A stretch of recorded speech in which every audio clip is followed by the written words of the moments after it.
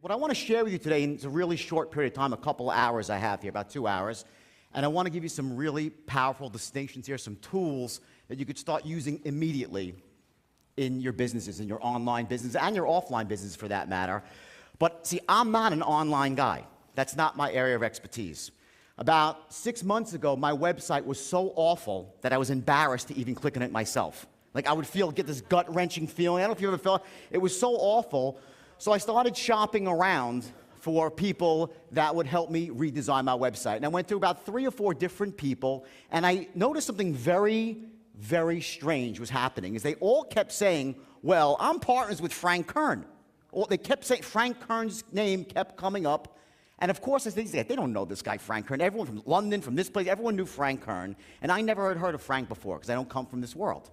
And about 4 or 5 months later, through a couple of other, coincidences, so to speak, I ended up meeting Frank. And as soon as the two of us met, it was like, boom. It was a connection because, in a sense, Frank is sort of this, world-renowned internet marketing guru/legend. And he is. He's almost the father of internet marketing. And on my side, I'm in the other side of the business world, which is offline, probably one of the top people in the art of influence and persuasion. So Frank is marketing and I'm persuasion. And the persuasion side of it is really what happens after the marketing is done. In other words, you can be the greatest marketer in the world, but if you literally can't fucking close. But is it okay if I know Frank, I'll curse a couple of times. I'm from New York and I worked on Wall Street, right? So I let out the F-bomb once in a while. It's okay, right? Yeah. Yes? Louder, yes? Awesome. If not, fuck off, because you already paid your money, right? So when Frank asked me to come speak here, I was like, okay, fabulous. I was just getting off a tour. I was on tour for about the last 5 weeks. I was in Australia, I was in Asia, Singapore, Thailand, Malaysia, New Zealand, did the whole 9 yards. I was away from my family for 5 weeks. Not a great thing, but it was a really successful tour. When I came here, I said to Frank, listen, I've been on tour and I've been speaking to people who are mostly budding entrepreneurs, people that want to get into business for themselves. It wasn't an online tour. I said, and I was here the first day, and I think pretty much all of you are entrepreneurs. Raise your hand if you're an entrepreneur here. You can so. Everyone, right? Is anybody here, don't feel embarrassed, I'll throw an egg at you. Is anyone here that's not an entrepreneur? No, right, so you're all entrepreneurs, right? Of course, we have entrepreneurs and we have fucking entrepreneurs. There's a difference, right? You have like sort of dabblers and you have masters or experts, like Brendan was talking about. But the bottom line is this. As I said to Frank, I said, tell me, I want to serve your people at the highest level I possibly can. Because who's read the book, by the way? How many? A lot of people, okay. So I have a lot of experience in business, all right, starting from a very young age. And I built one of the largest brokerage firms in America, was making $50 million a year, not in profit for myself, when I was 26 years old. Okay, had private jets, had the whole thing, yachts, sunk a yacht or two, kind of screwed up a bit, did a couple of drugs, just a couple, right? I should look like Keith Richards from the Rolling Stones, right? But anyway, I said to Frank, tell me, I said, what is it, through everything that I know? I said, give me the top 3 reasons, the top 3 things that hold your people back from achieving massive wealth and success. And it took him about 4 seconds to give me the first one. And I'll tell you what they are. I'm going to write it down for you. Number 1, or number 3 actually, because this is the third reason, was overwhelm.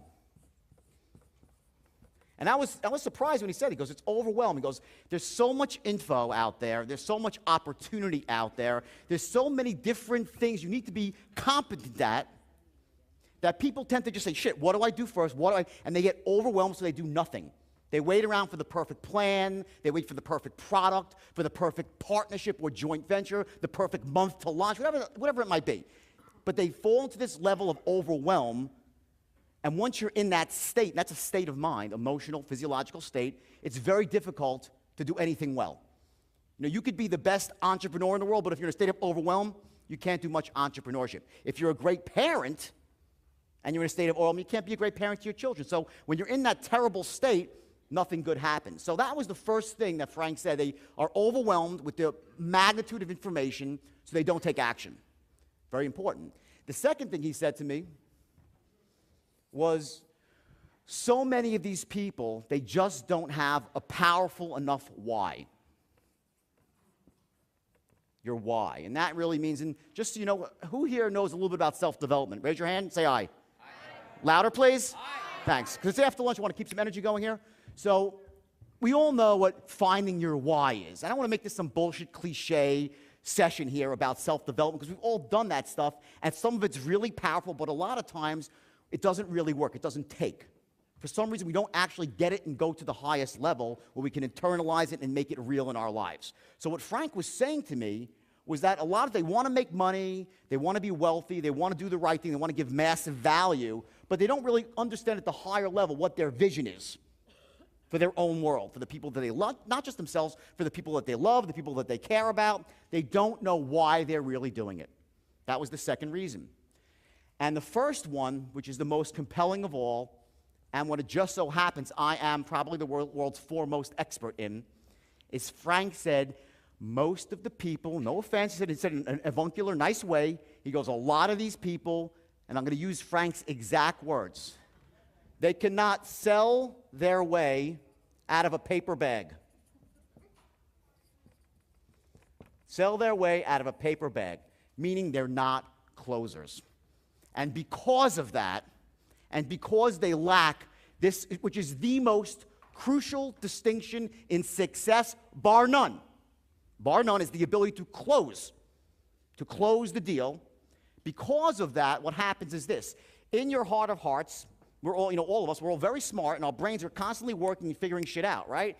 So your brain is saying to you, I know I don't really have this stuff down, so I'm probably not going to succeed anyway. So you end up not taking action. See, I have a theory that goes as follows. Most people say, well, people don't take action because they have a fear of failure, right? I think, yes, that's true to some extent, but even more important is that people don't take action because they don't truly believe they're going to succeed.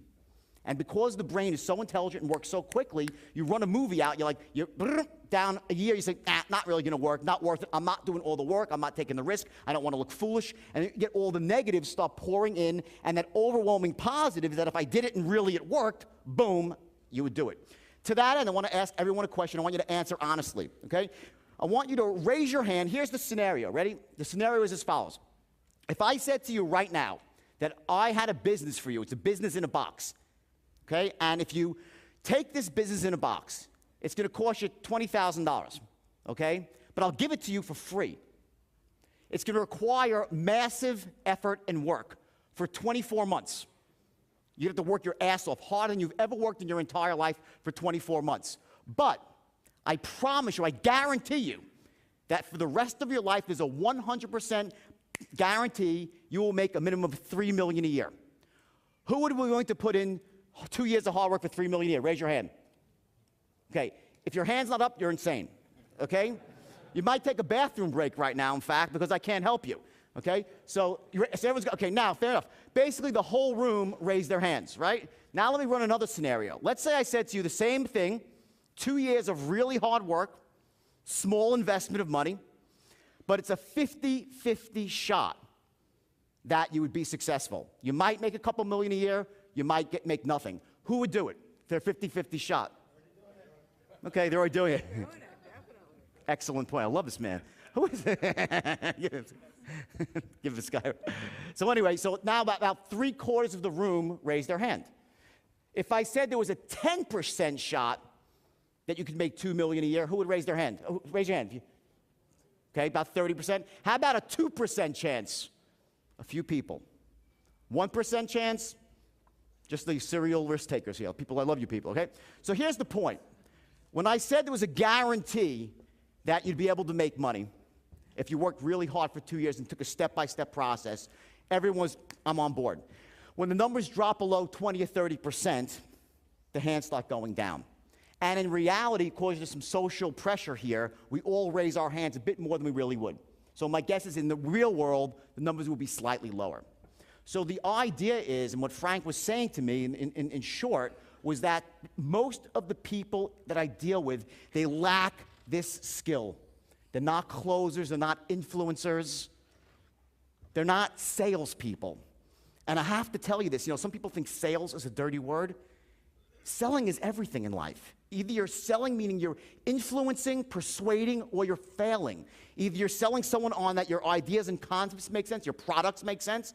You're selling your kids to make their better, do their homework. Doesn't matter what line of work you're in with your children, your spouse, you're always influencing and conveying your thoughts, your concepts, and trying to do it in a way that connects with another human being and empowers them, but also gets you what you want in life too. That's what influencing is all about.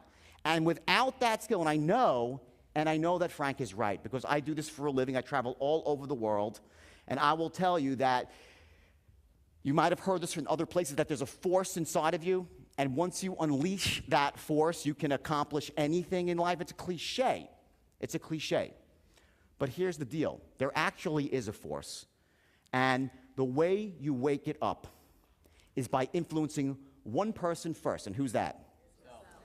You have to convince yourself that you are the shit, that you have everything it takes to achieve massive wealth and success. And if you don't have one specific skill set here, if you lack a specific skill, you fucking go out and get it. You perfect it. There are two types of people in the world. I'll tell you exactly who they are. I have 4 boards up here for a reason. We'll get to that. I'm going to give you tons of content today. If I go over, Frank, I'll take the hook. Just take the hook, Frank, if I go over, okay?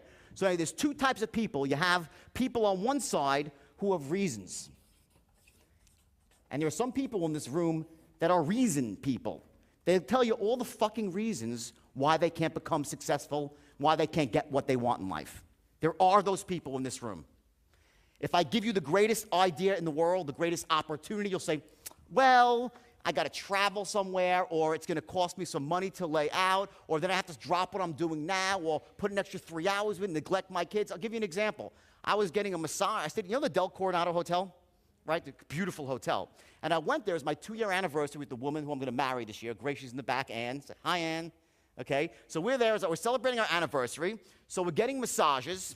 Okay? I'm getting a massage, and of course, she starts to ask me questions. You know, what do you do? So I told her what I do. She says, oh, my God, I'm an entrepreneur.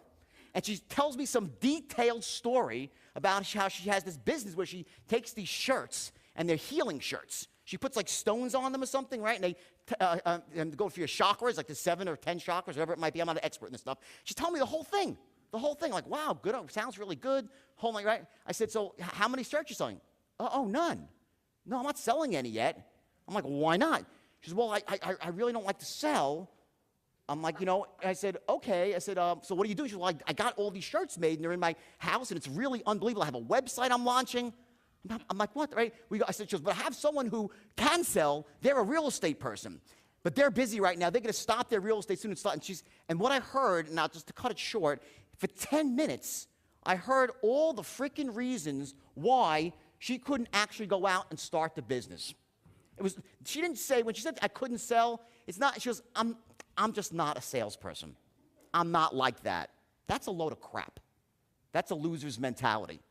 Sales, influence, persuasion, it's an entirely learnable skill. And in case you haven't noticed, Frank is a fucking master closer. He's a follow-through guy that just gets shit done. And he's got the vision too. So I was closed by these guys like that.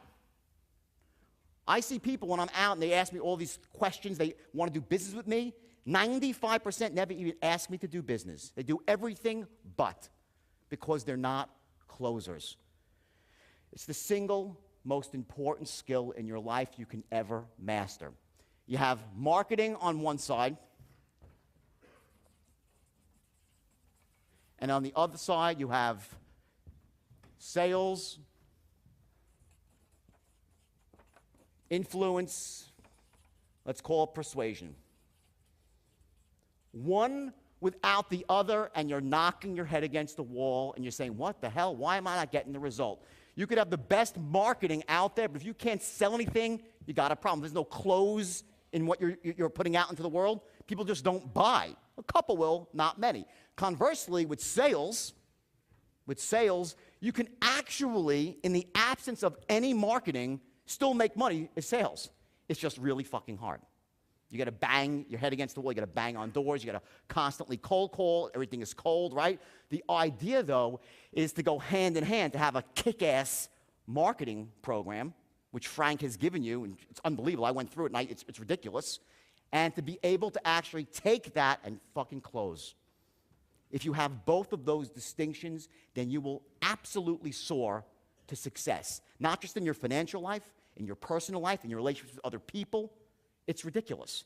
So when I made this decision to stop what I was doing, okay, or wind it down tremendously, I was going to be on tour all year, all over the place. I was going right back, to Australia, then back to Asia, South America, and I cut it down because I said, you know what? With Frank and Trey, with their expertise and mine in my area, how could we possibly lose? It's the most important question that you have to ask yourself when you take an action. What's the worst that can possibly happen? And it's also what you have to remember that's on the mind of every person you're trying to influence. What is the worst that can possibly happen? We're fear-based creatures. Just understand that and accept it. Human beings are fear-based creatures. It's wired into our reptilian brain. We'll always have this downside movie we're playing. When you're trying to influence somebody, not only do you have to create the massive upside and show the value, you also have to eliminate the downside risk too, or minimize it, mitigate it. So when they run the parallel movies, boom, logically and importantly, emotionally, it makes sense to close. Makes sense to everybody? Yes? Yes. Excellent. So here's the deal. So today, what I want to really focus on here is persuasion. Persuasion. We'll touch a little bit on marketing here, but you guys get that at a very high level from Frank, Brent, people like Brendan. So I'm going to focus on persuasion and give you as much as I can in a very short period of time. Now, I'm going to be holding a longer seminar here in September, okay? And I hope I see a bunch of you there, the people that want results versus that have reasons. But for right now, I want to give you something that you can use instantly, like in your business, like starting Monday or Tuesday, because it's Memorial Day, right? So Tuesday, and you could start making massive gains in what you're doing. So here's the deal. In order to achieve mastery in business and in life, especially with money and success, you need to understand this, that you have two worlds that you need to operate in. You need to operate, firstly, in the inner world, which is what goes on right between your ears, right here, the inner game of wealth and success, and I want to talk about it in terms of persuasion. I said before, the first person you have to persuade is who? Yourself, right? Fair enough. Now, there are certain basic concepts that you've probably heard before in terms of the importance of being able to manage your state. Raise your hand if you've heard that before. State management, important, right? Okay, this goes back, state management, to the beginning of time. Before Gladiators, in the movie The Gladiator, he bends down and he picks up some dirt and starts rubbing it in his hands and gets himself into a state for war, to get ready to fight. Every time in that movie he has an anchor he's firing off. He puts dirt in his hands. Indians would put war paint on their face to get themselves into an emotionally charged state. So I didn't invent state management here. What I'm telling you is this: it's fucking crucial to be able to trigger the right state in the right moment for influence, persuasion / sales. There are 3 states that you need to trigger when you want them. Not always, but in the key moments when it really matters. When you pick up the phone, when you get that first moment face-to-face, you have to be in the right state. So I'm going to show you some ways to do that and what those states are. Next is your beliefs. Also, something, of course, we've heard before.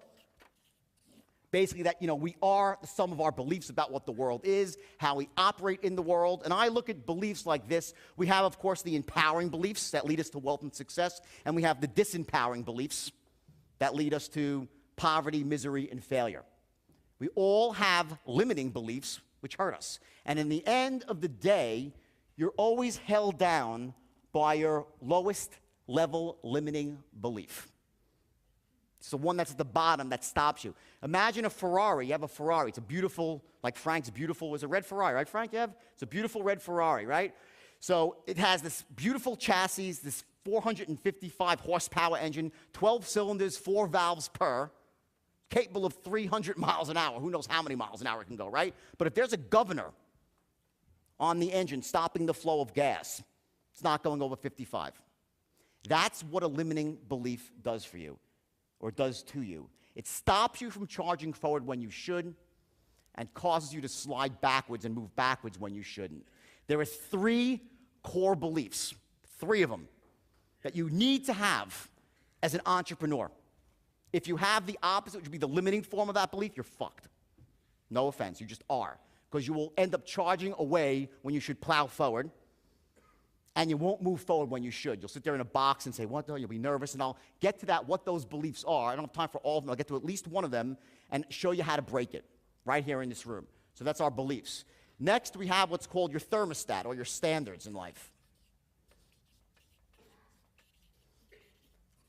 Thermostat or your standards. And your standards, who's heard of this? Raise your hand if you heard of it. Say aye. Great.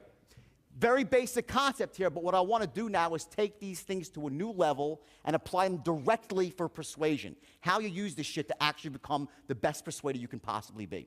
So we have this issue of standards, your thermostat, where it is that you feel comfortable in life, especially financially. Everybody has a different level. Me, it's very, very high. As you know from my book, if I'm not making 8, 10 million a year, I'm saying I'm fucking not, I'm desperate at what I do. I'm running 1,000 miles an hour to get to that $10 million a year mark. That's it. Other people say, what are you, crazy? If I had $500,000 a year, I'd be thrilled. So what your standards are, essentially, are the things that you must have in life. So financial standard would be a certain amount of money. An emotional standard might be a certain amount of peace in your life, a relationship with another person, whatever it might be. And there are people with, again, high standards and people with very low standards. The beauty of this room is the fact that you're sitting here means that you already have your standards at almost, if not the highest level. So typically, it's not what's holding people in this room back. Other rooms, different. You have high standards. What's holding you back from getting what you want in life is other things. But we're going to hit on standards anyway because I want you to understand the power of it and to make sure that if you ever see yourself sliding back down and dropping your standards for any reason at all, how devastating that could be to you going forward. Because here's what happens. We have a thermostat, right? And it's set for a certain amount of money. Let's say it's for $1 million a year. And if you go on for a long time and that's your thermostat, 1 million, but you can't hit it. Because let's say you're missing something on the you're the worst. As Frank said, you can't sell your way out of a paper bag, so you can't get to this point. After a while, your brain starts saying, fuck this. This just hurts too much. And you lower your standards. You say, I'll be happy with making $200,000 a year. So you lower your standards, and all of a sudden, if that doesn't work, you lower them again and again. And before you know it, you're operating like one of these people who's no longer an entrepreneur, but's ready to go work for a fucking paycheck for $40,000 a year and work 40 hours a week, which is fucking insanity to me. That's the danger of dipping your standards even a little bit, because you never know when disaster is going to strike. This shit happens in life, right? You're walking along the street, bam, you get hit between the eyes with a lump of shit, right? It just happens. And if you're one of those people that's going to say, fuck it, I might as well just settle for less, you're done. So you have your standards. Next thing, and the last thing on the inner world I want to focus on here is actually focus. And when Frank is focused on overwhelm as being the number 3 reason, okay, what I want to show you and share with you in terms of a strategy and through stories and metaphors, which are very powerful, is the power of having a laser-guided focus on where it is you want to go versus what it is you're afraid of in life. Focusing on where you want to go versus what you're afraid of. Because you end up going where you focus. So many people, it's called living in the problem versus the solution. So we're going to go into that in intimate detail. Now, let's go to the outer world. That's all what happens right here. Now, when I give a seminar, like a real 3-day seminar, I cover all this in a half a day. This is not like a long, drawn-out process. Boom, boom, boom. We do it ninja style on steroids to show you what you need to be practical in the real world. I spend 2.5 days on the outer world of success. Okay? And these are actually your strategies for influence, sales, and persuasion. Okay, and this is actually it's the outer world, okay? Put it on top. And in the outer world, you have sales/persuasion, influence, right? You have marketing, which is offline and online. Both, by the way, if you can't just be an online marketer without paying any attention to the real world, what's going on outside the internet, right? And lastly, I want to talk about entrepreneurship. And these are actually the skills and the strategies that you need to leverage from being a single man shop, doing everything yourself, or working with just one or two other assistants and outsourcing? How do you actually take what you have once it starts to work and literally hit it out of the park? And lastly, and I don't have time for it today, one thing I do talk about also is something called MSIs, and these are multiple streams of income. After you become wealthy, this is part of an overall formula for big wealth, not just a few, but for 10, 20, 30, $50 million, is that once you start making money in your core business on the internet, you want to then start diversifying and leveraging in real estate and other multiple streams of income. So we'll get to that. If I can touch on it, if I have time for it, we'll see. So those are the goals for today. And rather than telling this to you in a very dry way, informationally, I'm going to give you the lessons by telling you the story of my life. And but I'm going to tell the story of my life in a very specific way. So the lessons are there, and I'll point them out as we move along, and I'll save some good ones for when we sum it all up at the end. So the bottom line is this. You've read my book. You know I've had the pretty much the most insane life on the planet, right? Yeah, yes. You got it. I know. Still alive, right? Which is a miracle unto itself, by the way. Okay? And I'm sober for 13 years, believe it or not. Okay?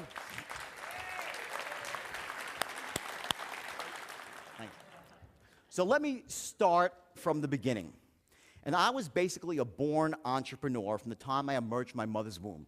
At the age of 8, I had my first business. It was a paper route.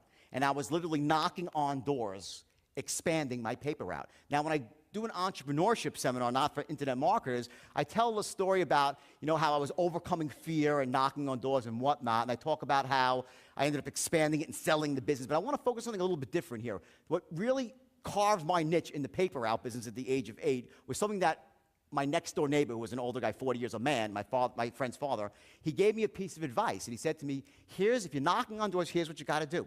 He goes, follow around the other paper boy who's delivering the competing paper and knock on every door that he drops the paper at. This was the man said to me. He goes, because if they're buying the Newsday, they'll also buy the New York Post. So the idea of don't sell shit to people, don't buy this sort of stuff, right? I was like, okay, great. And I started doing that, and I exploded my paper route. It was my first mentor at the age of 8. It was pretty cool. And I did amazingly well with this paper route, and I sold it at the age of 10, made my first big fortune of $35 at the age of 10. Cashed out, okay? Because my mom was getting pissed at me because I was so obsessed with knocking on doors. I wanted to keep making more money, right? Next thing I did at the age of 10, I started shoveling driveways after snowstorms. I grew up in New York. Anyone from New York here, by the way? Any New York? Bunch of them. Awesome. Round of New York's round of applause. Who's California? Anybody? More California. I'm from both, okay? I'm now living in California. I grew up in New York. So anyway, after snowstorms, I go out with a shovel, and I grew up in a poor neighborhood. I grew up to a wealthy neighborhood about a quarter mile away. I walked out with my shovel, and I'd shovel, knock on doors again, $20 per driveway.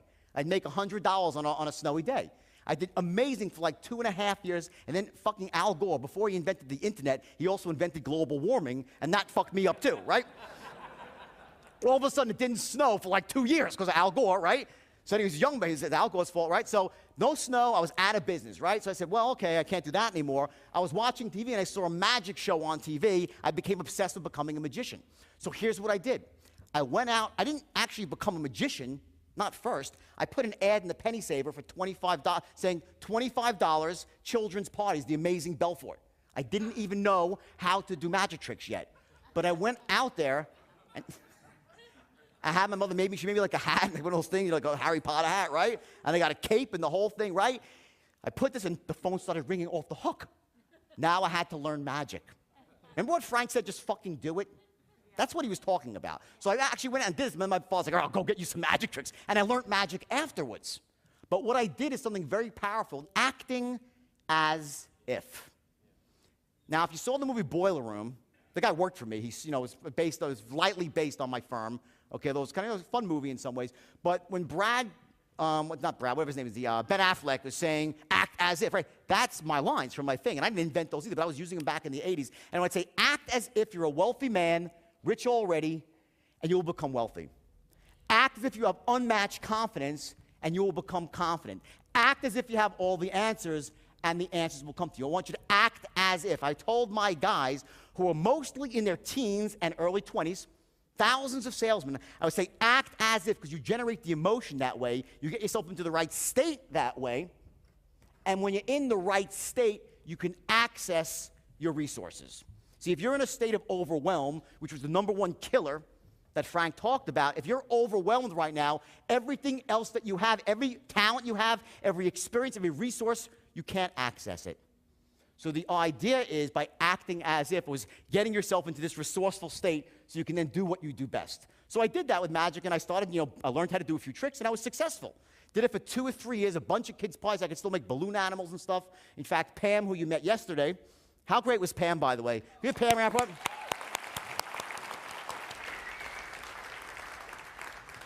Pam, in fact, has changed my life because she's starting tomorrow, is it the day after tomorrow, she's working for me full time. She worked for Tony for 18 years, and now she's working for me, and it's a gift for me because, my business is growing so fast, and I was nervous because, it's out of control since I didn't have someone that really could help me develop all this stuff into products, and Pam came along at the right time. It's unbelievable. So Pam's like my secret weapon. Well, it's really, I look at her as my partner, too. She's just amazing, as is her husband, Chris, who's back there. So anyway, I go there acting as if, right? So now I do this for a couple of years, make some decent money, and then I have my first big hit when I'm 16 years old. And what it is this. I go down to the beach one day. You New Yorkers know Jones Beach, right? It's a huge beach with thousands upon thousands upon thousands of people. And I'm down there one day, and it's 92 degrees, really humid, and people are bitching and moaning as they're walking up to the concession stand, which is really far away. You got to take like a half-a-mile walk up to the boardwalk, right?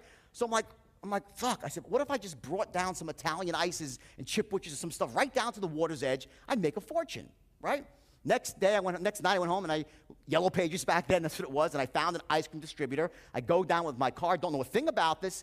I buy a styrofoam cooler, and I load up with Italian ices, chipwitches, fudgicles, Milky Ways, and Snickers. Put a slab of dry ice above it. I go down to the beach, and in 1 hour, I sold out my cooler, and I made $100 in 1 hour. My friends back then, I think minimum was like $1.35 an hour. I made $100 in an hour. So the next day, what did I do? Well, I already, for some reason, and I'll tell you where I think I got it later, I had some pretty high standards, a pretty high thermostat. So I didn't say, this is a good way to make $100 a day. I went and bought 4 coolers the next day. And I went down to the beach really early, and that day I blew them out and made $400. And literally, my life changed forever because of that first experience of really going out there and kicking butt. I was like, oh my God, for the rest of my life, I will never, ever work with somebody else again, ever. I'll work for someone else again. Never, and I'll always be my own boss. It became a patent impossibility for me to work for another human being. So I did that for a couple of years, and I put myself through school that way. I did not come from a wealthy family. I came from a poor family, but a really good family. They were good people. They did not have the entrepreneurial mindset. I'll get to that later with some of the lessons. So what happens is this. So my first year, I go to college. Now I'm like, okay, I need to make some more money here. What should I do? I said, well, let me try to leverage this a bit. So I had my mother in the morning. She'd be buttering bagels for me, right? Because people didn't really buy ice until 10:30. The sun started coming up. So between 9:30 and 10:30, I would sell buttered bagels for $1.50 a piece. It would cost me 30 cents. Free labor from my mother, slave labor from mom, right? Great lady. And then I went out and I bought these puka shell necklaces. I went down to the jewelry district on 14th or 15th Street in Manhattan. 50 cents a piece for these shell necklaces. And I hired 3 kids that were 13 years old, and I trained them how to close. Not that I really even knew how yet. I said, you're going to walk behind me with your arms out with necklaces, and these kids would follow me around the beach, and they'd sell the necklaces for $4.50 a piece. I'd give them $1 a necklace. They'd sell 300 necklaces a day, these kids. I started making serious coin, and I was making $30,000, $40,000 per summer when I was in college. And I put myself through school that way. And I actually had one misstep on the entrepreneurial path to success, and I, believe it or not, spent 1 day in dental school. Are there any dentists in the room? Right? Who the fuck would want to be a dentist, right? I mean, it's the worst fucking job. Put your hands in people. It's disgusting, right? But here's why. I'll tell you why I became a dentist. It's really simple. It's freaking this. We could always trace back the problems, the mistakes, and our successes to our beliefs. My mom, wonderful woman that she is, she's still alive. When I was 2 years old, sitting in the high chair, right, she'd be spoon-feeding me applesauce. And as the applesauce was going in, she'd be, the only noble way to be wealthy is to be a doctor. You got to be a doctor. My mom's Jewish. You got to be a doctor. So I'm like, oh, you got to be a... So it's like fucking hypnosis, right? So it's true, right? So my mother... I got to get off the stage. So my mother, right, because it's a big room. So my mom keeps hypnotizing me with the fucking applesauce, right? So now I graduate from college, and if you would have said to me when I was 21 years old, what do you want to be? I'd say rich. I didn't know what I really wanted. I wanted to be rich. It was about money. So I had that voice in the back of my head that we all have, and it was saying, the only noble way to get wealthy is to be a doctor. You got to be a doctor. So I said, well, I'm not going to be a fucking doctor. That's 14 more years of school, and I want to be rich now. I said, but maybe a dentist will be great because there's only 4 more years of school, right? And that'll be Dr. Belford, so my mom will still be happy. Dentists make a fortune anyway, right? So the whole world will be perfect. It'll be Dr. Belford, I'll be rich, and the world will be perfect as it should be. So I actually applied to dental school. I was a good student. I got into dental school, right? And here's what happens. It was another pivotal moment in my life. My first day of dental school, there's an orientation. And I sit in the rooms at 105 dental students in an auditorium. So I'm looking around like, I'm sitting and sizing up the competition. Okay, it looks pretty good, right? And the dean stands up on stage, and he's this white-haired guy. He had a white jacket on, looking very dental and everything, right? Like a real dentist type, white hair, okay? He's like, welcome you all to the Baltimore College of Dental Surgery. You should be very proud to have come this far in your career, and you're going to be a pillar of the community. And he starts saying all this sort of stuff. I'm like, okay. And I'm looking around, looks pretty good. And then he says, let me say this. The golden age of dentistry is over. He goes, if you're here to make a lot of money, you're probably in the wrong place. I'm like, what the fuck? I'm in the wrong place. And I got up, I hightailed the first day. I walked, excuse me, I freaking got kids. I was Then, not to belabor the point, then I did something that no one would ever forget in this dental school. I'm sure it never happened before or after, as I actually auctioned off my dental equipment. I bought, because I had to buy all this like $5,000 of shit before I actually signed up for dental school, right? That drills and this and wow. I'm like holding an auction in the school, just getting rid of the stuff, right? So, I didn't tell my mother, though, that I quit, because how could I tell my mom? I felt compelled to lie. I owed it to her, I thought, right? So she's like, how's school? Oh, it's great. For like 3 months, I hid down in Maryland because I couldn't break the news to my mom that I was not going to be a doctor, right? Finally, the money ran out. I had to get real with my life, so I went back up to New York, and I sat down, and I told my parents for the first time what my career was going to be, and it literally blew them away. I'll tell you what it was. I said to them, I want to be, which for them is one of the most evil words in the world, okay? It's why they never had any money in their lives, but it was the evil word, and I threw the S word at them. I said, I'm going to be a salesman, which for my parents was synonymous with 2 words, slime and bucket. I still have distinct memories. Anyone my age, I'm in my 40s here, remember the filler brush man? Right? My mother, a fucking filler brush man is here. I can't believe, don't trust the salesman. Get it? I always had that belief not to trust the salesman. My mom was 5 years old, I got it. And we're going to discuss that in detail, why some of you are having problems persuading, influencing, and closing. And I'm going to show you some very powerful, some very simple ways that you can dramatically ramp up your closing rate by confronting that belief in an elegant way about not to trust, in a way that empowers people, and also with the understanding that you could only do this ethically. So anyway, I took some massive action too, and I told my parents I was going to be a salesman / slime bucket, okay? And my mother's like, oh my God, not a salesman. I said, it gets worse, Mom. I'm going to be selling meat and seafood. My son, the meat salesman. And she was like, and she was dying. I mean, literally. But, my parents are wonderful people, and they support me. And, they finally said, okay, whatever, good luck, and so on and so on. So I went down to this warehouse, and it was like a meat warehouse, and they had this business, you might know, where the people go around in little pickup trucks selling steak, shrimps, and lobster tails door to door, and that was the job, right? And I was like, all right, whatever, give it a whirl. And they put me on a truck with somebody else who was training me for the first day, and on this particular day, something happened that I would never forget, and it really defined one of the crucial distinctions that I've learned about influencing and persuasion and sales. I went out for this guy, his name was Elliot, and great guy. In the book, he's the Penguin, by the way. The guy in the book, the Penguin character, right? And Elliot was my trainer, and we go out, and he's knocking on doors all morning. You were cold calling, knocking on doors, right? And between 9 and 12, he was so positive and pumped, and he's like, knock goes, hey, my name's Elliot. I deliver filet mignon, shrimp, and lobster tails to all your neighbors. I have a couple extra boxes on the truck. I'll give them to you at cost. That was his pitch, right? No one wanted the food. So between 9 and 12, he knocked on probably 40 or 50 doors, all pumped up and positive. Then somewhere, I guess between 12 and 12:30, he got out of the truck, and his posture changed. And I watched him sort of lumber up to the door with his head hung low, and he knocked on the door, and I was like a step behind him. He's like this. He's like, hi, my name's Elliot. He goes, you wouldn't want any filet mignon and shrimp or lobster tails, right? The last 10 people, then what he didn't say, but what his voice said was, the last 20 people didn't want any, so you probably don't want any too, I'm sure, right? So let me just not waste any more time and go on to the next person who's going to say no. That's what he was basically signaling with his body language and his tonality. And I saw that happen, and I swear to you, you don't remember everything that happens to you in life, you know what I mean? But some things, for whatever reason, make an indelible impact on your brain. That to me was like, I was like, holy shit. I was like, I can never, ever let myself get into that. I didn't call it state, by the way. I call it getting negative. I can never allow myself to get negative like that, because when you're negative, you can't influence anybody. And it was so obvious to me looking out from the outside in, but to Elliot, he didn't even know it was wrong. He's like saying, fuck, no one wants to know. He kept going all the no. I just sat there and listened, and I watched this guy lose his state of certainty and confidence and clarity and go into a state of fear, negativity, rejection, overwhelm. The guy couldn't sell his way out of a paper bag.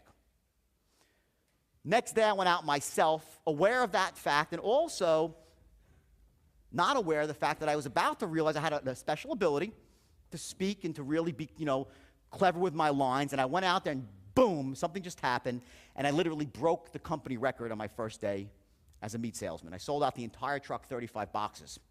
Second day, I sold one woman like the whole truck. She bought everything in my truck. She almost was going to buy the truck from me. Like, I think she wanted to buy. I'm not kidding. How much is it? Because I made her feel really bad. I was like, sincerity. Anyway, I was very young back then. So she wanted to buy the truck. So I go back to the warehouse. They're freaking out. I load me up with even more boxes. I proceed the first week to literally shatter the company record. And I shatter it. So like 240 boxes of meat. The record had been 105 or something, right? So after about a couple of weeks of this, I'm like, why the hell am I making these bozos all this money, right? I said I'd never, because that first belief that I had formed from an early experience. Remember, our beliefs are formed through experiences in our life. Some of those early experiences that you might have been subjected to by your family, by your peers, by the school system, all these things get inserted in our brains like computer viruses, and they fucking destroy us. And they stop us from getting what we deserve. These malicious viruses. So the idea is, what do? You get a reboot and get them the fuck out, the viruses, right? Well, the bottom line is I had this belief, which is an empowering belief, that I should never work for someone else. So instantly, what did I do? I acted on it. I had a belief, I acted on it. And I said, I'm going to buy my own truck. I went down to the meat market, made myself a freezer box, started going door to door myself. And I launched a company called Manchester Farms Meat and Seafood, because it sounded good. Manchester Farms, it sounded good, right? Anyway, I do really well. I buy a second truck. Then I buy a third truck. Before I know it, I realized, wow, not only can I sell myself, but I can train other salespeople. And I came really, when I just started talking to salespeople, and they were looking at me, I knew I was saying stuff that was connecting with them, and I started developing this sort of loose system about what it meant to motivate people without knowing what I was doing, how to get people to close. And back then, it was mostly about tonality. I had this ability, I could hear, I had a good ear for tonality, for closing tonalities and influencing tonalities. And I started developing this sort of unconscious system, meaning that it wasn't out and like where I could write it down, but I knew what to say. I trained within 8 months. I had 26 trucks on the road. I became a millionaire. And I was 22, I was just turned 22 years old. I was already a millionaire. So I went out and did what all millionaires should do. I bought a beautiful red Porsche, okay? But even what more is I leased the Porsche. You think, well, I fucking pay for it, right? I leased the Porsche. I started living really well. I had a ton of money in my pocket. But in fact, I was making every classic mistake that first-time entrepreneurs make. I was growing on credit. I was overexpanding. I was undercapitalized. I wasn't keeping track of certain operational distinctions, all right? When I say I teach in entrepreneurship on day 3 of a program, what I mean is I literally dissect what it really takes to actually be successful in a business. Because I had the sales shit figured out really, really quickly. That's only one aspect of it when you're in business for yourself. So I didn't know this stuff. And again, you don't know this stuff coming out of the womb, right? You have to learn it. And you really can't learn it in school, and you can sort of find it in books and it helps you, but until you actually experience, or it's really just hammered into you and like with a hammer, it's very, really hard to get those distinctions. So I was making all these mistakes, and before I knew it, I was, boom, out of business. Because I'd grown so fast on credit, the cash flow slowed down. And if you know, you're all in business for yourself, so you know this idea that, you can get credit from people, but eventually the bill comes due, right? And if you're not making money, you've spent the money that you've got up front, you're done. Well, I did that in a very, very big way. And I also had personally guaranteed all 26 truck leases. And just like that, boom, I was bankrupt. Now I'm 23 years old. I'm fucking zeroed out. The saddest day up to my then life was when the tow truck came. They literally towed my little red Porsche away. It was like a tear trickling down my eye. And I sat there, and I was married to a great girl, my first wife back then. She was a lovely person. And, you know, I was like, oh, my God, what am I going to do? I'm broke. I'm married. I literally had nothing. I was down to, like, my last $10. I heard a story about a kid I'd grown up with. His name was Michael Falk. Probably not in this room. But Michael Falk was sort of the kid, and the reason I asked that is because he was the kid everyone, like, picked on growing up. He was like the kid that never showered. You know the kid that never showered in your neighborhood? Like, you know, terrible acne. His family was really weird and shit. Like, you know, like, that fucking kid's weird. You don't want to go to that house. It smells bad. That was Michael Falk, right? The kid with the bad-smelling house, right? So there's always one in every neighborhood, right? So I hear this thing. Michael Falk is driving a Ferrari and making $1 million a year. I'm like, what the fuck? No way. I'm like, no way, you can't. I own my own business, and I thought I was making money, but I was making 10 grand a month back then. It's like $1 million a year. It seemed inconceivable to me. Inconceivable, right? Sure enough, I actually see the guy in his red Ferrari. Like one day he just pulls up, right? I see this guy. Now he's got a beautiful $2,000 suit on. He looks fucking good. You know, the kid shook off the weirdness, right? And he's looking good. He tells me he's working on Wall Street and he's making, you know, $1 million. This year I'll make $1 million too. I was like, fuck. I'm like, if this guy can make $1 million too, I can make $10 million. I freaking know it. That's what I said. You ever have that feeling? Raise your hand. Yeah?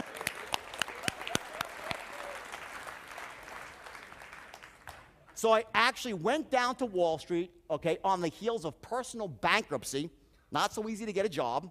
Just declared personal bankruptcy. I look on the application. Have you ever declared personal? I'm like, fuck. Yeah, yesterday, right? I checked the thing off. All right? So I go in there, and I literally went. It was a big, prestigious firm, and I literally sold myself a job. I went in there, and I just went in there with such certainty and confidence and used everything I'd learned up to that point in the meat business and influencing and just, you know, saying, I'm the hardest worker. I will close harder. I'll be the biggest salesman. You have no idea what I'm capable of. And the guy, his name was Stephen Schaffman. He had something very prophetic. He said to me in response, he said, well, I don't know. He goes, either you're going to be the biggest broker in Wall Street history or you're going to end up in jail. That was right on both accounts, right? That was fucking genius. And he gave me the job. And that was the first time I ever entered the Wall Street boardroom and heard the mighty fucking roar. And I was blown away. You know, my book starts there on my first day of Wall Street. I entered and they say, you're lower than pond scum, which is how I felt, because I just declared bankruptcy, and how I was treated, because it was like the military. Sign this, step to the left, shut up, and dial, and smile, and dial, and don't pick your head up till 12 o'clock. That was the rules, right? And I did that, and I heard these guys on the phone. They sounded good. But I knew I could sound, I just knew. I said, I can do better. And I said, I'm going to work hard. I had this amazing drive because I guess I was almost embarrassed about my failure, going bankrupt. And I just felt this overwhelming intensity that I didn't care about any of the shit in my life, because there was shit in my life at this point. I mean, I was so broke that I was rolling up nickels, dimes, and quarters with my then wife to pay for shampoo. We couldn't afford shampoo. It's really fucking expensive, by the way, when you have no money, right? You ever been really broke? You're like, fucking $12 back then. It was a lot. I couldn't deal with it. Nickels, dimes, and quarters. On weekends, I'd go to the beach when it was warm out, and I'd sell ices to try to, supplement my cash flow, because I was getting paid $80 a week to work at this firm in the training program, and it was costing me $130 to commute. So I was getting worse and worse and worse. But here's the irony. The irony is that as bad as my life was financially, I was fucking thrilled. I was totally happy. You know why? Because I knew exactly where I wanted to go. I had a clear vision for my future. Not a goal. See, I believe in setting goals, but goals in the absence of a higher vision and without a powerful why are fucking worthless. It's the stuff of failures. People that are serial goal setters, we set goals, we let them go in 2 seconds, and no one gives a shit anymore. In 1959, Earl Nightingale, you know the name Earl Nightingale? The Strangest Secret? What an amazing concept that was in 1959, 1960, right? It's gotten bastardized, this idea of setting goals and taking action. You need more. You have to have a vision above your goals. So this is what Frank was talking about. We just said it, he blurred it into it. People don't have a why. But that's what he was saying. The people say, yeah, they go to Frank, I want to be rich. I want to launch this product. I want to make this DVD. But it's bullshit. if there's nothing above it that's truly, truly driving you to take action. At the heart of influence, by the way, on a separate level, and I'm just going to jump ahead for a second, people, if you're looking to influence people, to get people to want to be on your team, to join you in a launch, to be your affiliate, whatever it might be, people will never, ever buy into your goals, but they'll buy into your vision for the future. They'll never follow you. They won't follow your goals, but they'll follow your vision. Every human being on the planet, we're just built this way. We are hungry, thirsty for a vision. When Pam came to me, I didn't ask her to, I would never ask her to leave Tony after all those years. Pam came to me and said, I want to make this move because, she'd been with him for many, many years. I said, what's it? She goes, it's your vision. Your vision is so bold. I love so much with the integrity because, I made some huge mistakes in my life. And the first thing I said to Pam, Pam, everything we do, I want you to make it. I said, Pam, 10 times is whatever, I don't care what it costs. I want more value in every piece of content I have, everything I do. I want 10 times as much value as anyone would ever expect that meets me. That's your mantra. And if you can't speak to me in absence of anything, go for 10 times more value than anyone would ever want and expect. I said, and we will become so successful that way because when you give value and you have the other shit in place, you make a fortune. It was the vision that I had that attracted Pam. It was the vision that Frank had and that I had together that it caused us to attract each other, to get Jimmy to move across the... You get it? People will never follow your goals. They follow your vision. Which leads us to the question, well, how do you create a compelling vision for the future? I mean, really, a compelling vision for the future that not only inspires you, it's got to inspire you first, but also how do you share that vision with other people in a way that turns them on, that empowers them, that makes them want to be part of what you are. When I say buy into you, not just with money, but with their time and their sweat equity. When you have a compelling vision and you learn how to share that vision, you'll find your internet marketing, the problems will begin to melt away. Because people want to just be in business with you, to be around you, because they're thirsty for your vision. And it makes influencing people a whole lot easier. So I'm at this firm now, slaving away on the phone, learning by listening to other people's language patterns, how they close, right? And I'm happy. And then my first day as a stockbroker finally comes. And it's October 19th, 1987. Black fucking Monday. And I watched in shock and awe as the market went down 508 points in one day. My first day. And the brokers are like walking around like, holy fuck, the game is over. I'm like, what do you mean the game's over? I didn't get to play yet. You guys have played. I'm like, they're like, no, the game is over. I'm like, no, it can't be over, right? And I'm banging away the phone. It's like, ha, ha, ha, laughing. People are laughing at me. I'm like, oh, Mr. Jones, ha, you're a broker, poor you. You're fucked, right? Awful, all right? So now, and here, it gets worse. The firm, LF Rothschild, was in business like 100 years, 112 years.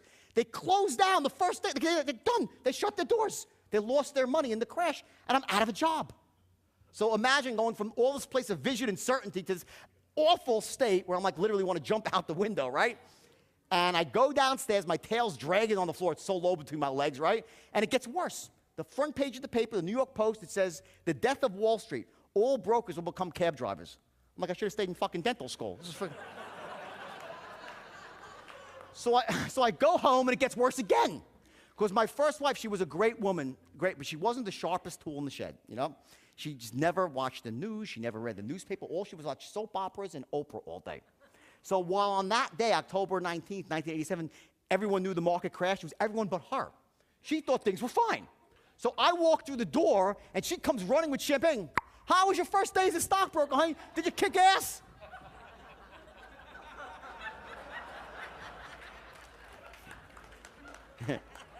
We divorced shortly thereafter. So there you go. Actually, a little bit later than that, but I literally collapsed. I'm like, what do you mean no? And I collapsed in her arms, and I started to cry. And I got to this point in my life. It was like that point, and I know we've all been there. And, I've had some really, really, really, really, really low lows in my life. And some that would, maybe broken some people in this room, but probably not others. You would have overcome what I overcame too. The worst part of my low points is I had no one to blame but my fucking self. See, when I was at my lowest points in my life, it was self-induced, self-inflicted pain. I'd made mistakes. I'd blown some gifts from God. I'd blown some strategic decisions that I'd made that were right on the money. I'd blown up some, inventions that I come up with that revolutionized Wall Street on the sales side, and I blew it all, and no one to blame but myself. So anyway, the market crashes, I go home, right, and I take that knockout punch, like that day, and I'm like, I didn't think I could go on. I did not think I could go on. Now I was, 23, broke, and I had no hope because it looked like the economy was going to be, they were talking about a depression back then in '87. It was just awful. So I took the punch for about 12 hours, and then I realized I had to pay the rent. Rent money was vibrating in my mind, and I had to do something about that. So I picked up the help wanted section of the paper, and I was looking for anything but brokerage. No one was hiring. And I stumbled upon, just by sheer chance, an ad for stockbrokers. But it wasn't on Wall Street, it was in Long Island, which was kind of odd because, Wall Street's Wall Street. I didn't know that much about the market back then. And I walked into this firm, and the second I walked in, I'm like, geez, what the hell's going on here? They were selling penny stocks. Now, I didn't know what a penny stock was. Conceptually, yes, I knew it was a stock under $1. I didn't know what the context meant, what it was all about. And the things I noticed in the firm were three things. Number one, there were no computers on the desks. Number two, the people dressed like shit in jeans and flip-flops. And number three, they were lying their asses off on the phone. They were ridiculous pitching, hyping bullshit. They were just hyping and bullshitting people. And it was like hard on, because I came from a big firm where you have to do things a certain way. You can't lie. You have to hedge yourself and, use certain language, which I'll show you, that is very powerful and influencing but not illegal and not unethical, right? And they were just lying outright. And I'm like, holy Christ, how could this even be legal? But sure enough, on the wall is, SEC member, NASD member. Right? I'm like, okay, whatever, it must be legal. So, what a fucking rationalizer, right? It's a great power, isn't it? We're all great rationalizers. So anyway, we can justify anything, and I'll get to that later if we want. So I walked in, and I was so broken. The guy explains to me the commission structure. I'm like, wait a second. I'm like, the commissions were huge. Like, if someone sent in $1,000, you would get to keep $500. Versus on Wall Street, where I was trained, if they sent in $1,000, you'd keep $10. So I said to him, let me understand. So I get someone to send in $500,000, I get to keep $250,000? He's like, no, it doesn't work that way. Because rich people don't buy penny stocks. I said, why? Because they just don't buy them. They're not going to risk their money on this shit. And that didn't make sense to me at the time. It just didn't make sense. Kind of like that people would go buy a dog training thing online, okay, that some guy dictated in for $20, but they fucking do. Some shit just doesn't make sense, right? So I was like, all right, well, whatever, fine. I'm so burnt out on failure.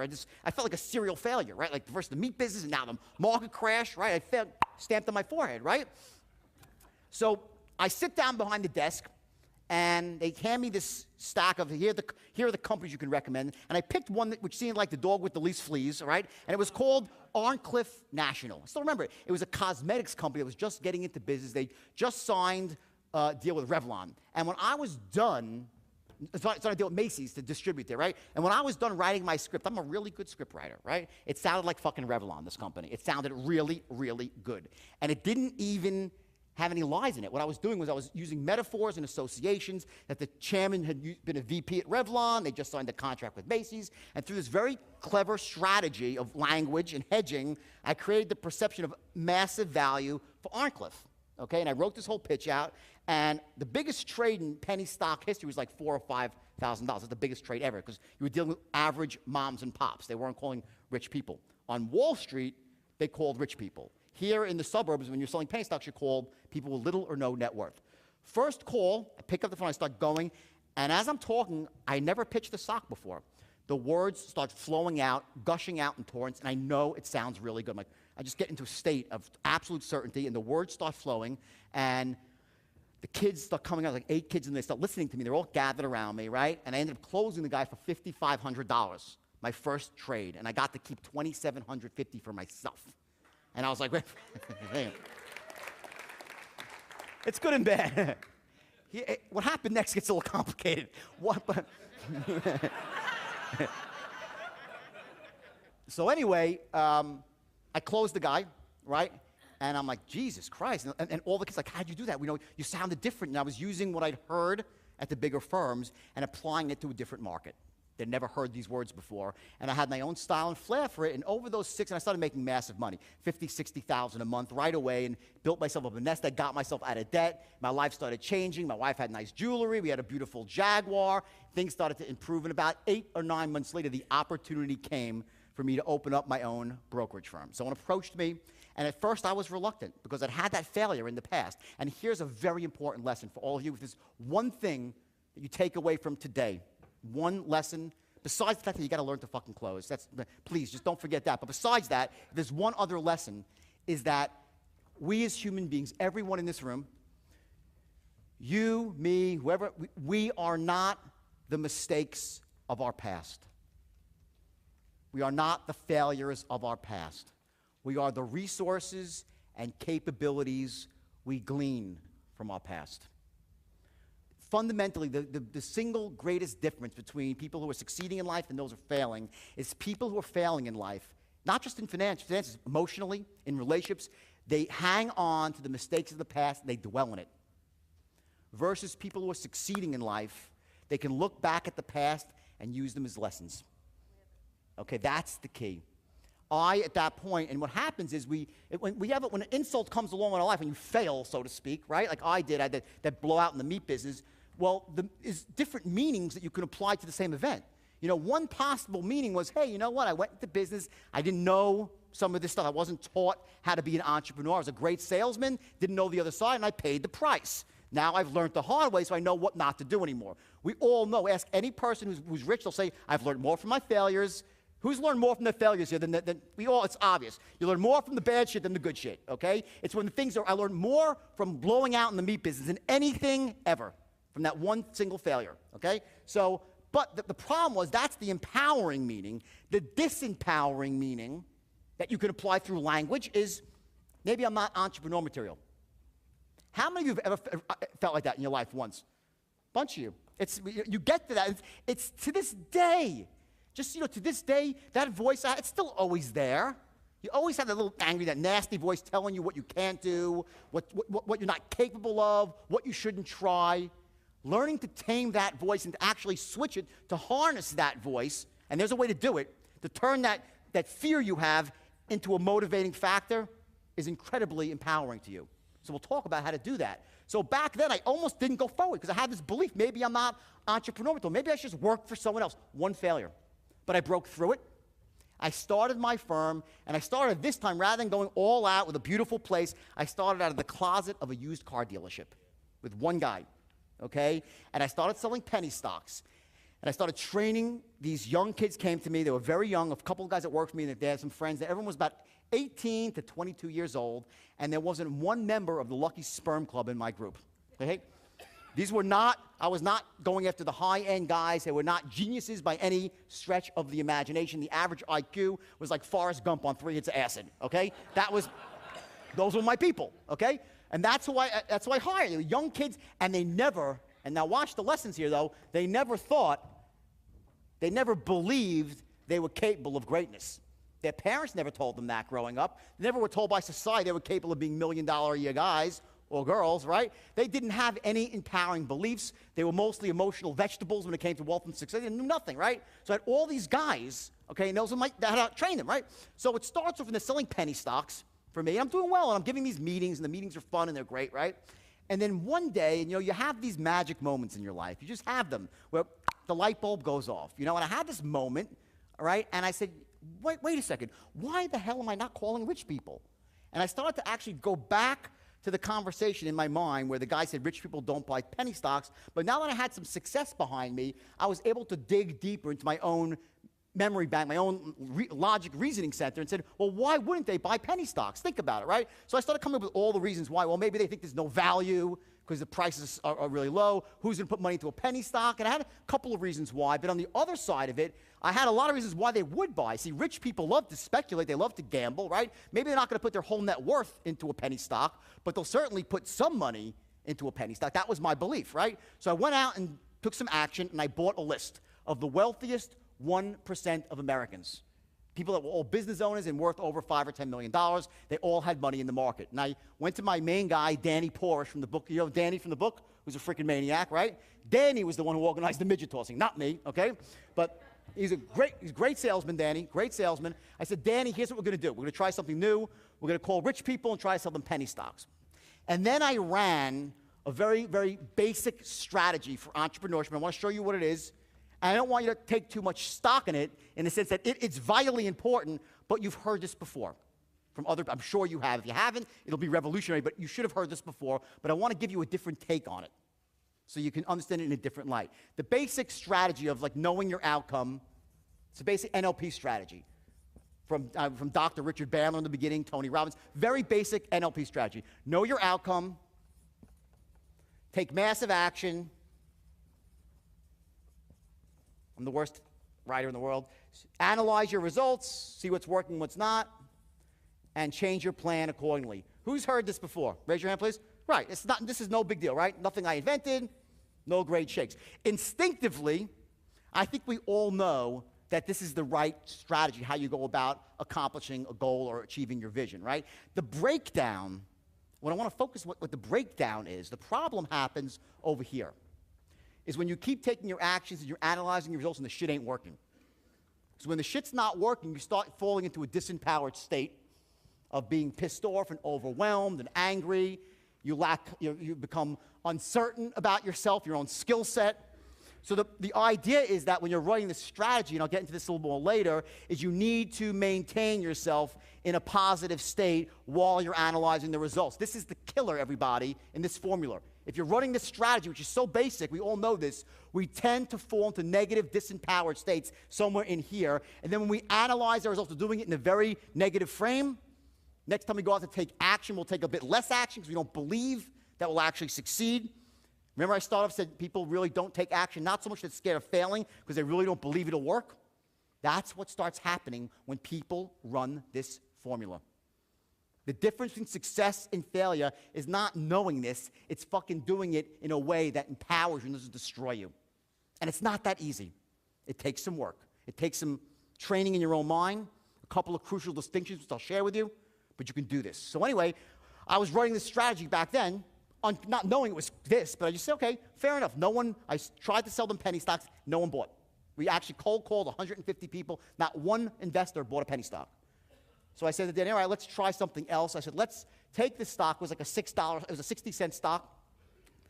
I said, let's reverse split the stock 1 for 10, which just means all it means is that you're taking the stock and making it $6. It's the same fucking stock. No difference. Everyone follow me? It doesn't matter. It's just less shares outstanding, higher price, same name of the company. The company's not changed, but by repackaging it at $6, we said, well, maybe that will make it more palatable. And for people that are, you guys are marketing experts, sometimes the price point, the higher price implies more value, right? So we tried that. Again, no one bought. We couldn't have anybody to come invest in this $6 stock. Name of the company was Ventura Entertainment. So this is my second shot. So what do you do again? Did I get, oh shit, this is terrible? No. Change the approach again. And how many times do you change your approach? Yell it out, please. Right. So we all know this, right? Good. I was in some rooms like, well, we don't know. I said, many's a fucking takes, right? But anyway, so I was changing my approach now again, and this time I said, okay, well, there's some things working against me. Here's what they are. It's pretty obvious. And I had Danny as a sounding board. I said, number one, they don't know who the hell we are. No one's ever heard of Stratton Oakmont back then. Now they all know Stratton Oakmont, right? Number two, they don't know us. We're strange. We're not the local stockbrokers, right, offering them a deal. We're some stockbroker calling over the phone. And number three, they never heard of the company. Some $6 stock never heard of. We have too much shit going against us. I said, let's reframe the whole thing. Number one, the fact that they never heard against us, we're going to turn that into a positive. So I created a script that said the reason you never heard of us is the last 10 years we were dealing strictly with institutions. So I made it scarcity. I added some scarcity without even knowing that it was called scarcity. There's logical sense, right? Because I was still in my early 20s. And I said, instead of selling them a $6 stock, we're going to sell them a $40 stock. We're going to sell them Eastman Kodak first. We're going to sell them something that they've heard of before, a name they respect, and we'll eliminate some of the negatives from the equation. And that's precisely what we did. I wrote a script for Kodak, and it was a great script because the story of Kodak was amazing. It was back, they were in litigation with Polaroid. and they were being sued, so it was the idea that certain institutions wouldn't buy the stock because they were in litigation, and they had the money to pay the litigation. It's one of those technical things they couldn't invest institutionally. So the idea was as soon as the lawsuit is settled, and it was supposed to be settled any day, the stock would go up. So I wrote this script for that. It had urgency, it had scarcity, it had great metaphors, some stuff I'll explain to you later in script building, how you actually build sales letters in script. And we started pitching it, and boom, people started buying Eastman Kodak from us. Just like that, no big deal. We weren't making any money on Eastman Kodak, but what we were doing was starting a relationship. You might call that an opt-in, whatever it might be. We were getting paid for an opt-in, and it's even one step beyond that. They bought something, actually invested their money, about $5,000 or $10,000 in Eastman Kodak. I said to Danny, here's step 2. 10 days later, we're going to call them back, and now we're going to recommend the $6 stock. Once they have a relationship with the firm, once they sort of feel that they can trust us and that we're real. So we waited 10 days, and I said, Danny, here, you take a stack of leads, and I'll take a stack of leads. And we started rifling calling these leads to see if we can convert these people from this one small trade of $5,000, we didn't make any money, into a bigger trade where we could make some real money. We called them back, and I start calling. I can't get a connect through. I'm dying. And Danny, I see he's on a phone call, right? So after about 3 or 4 minutes, he comes back in holding a ticket in his hand. And he's like, white as a ghost. He looks like what happened? I said, the guy by goes, yeah. I said, how much? He goes, $120,000 worth. All right? I was like, holy fucking Christ. I said, literally, that was a moment in my life, and I bet some of you you've had success. When it happens, boom, it always happens quick.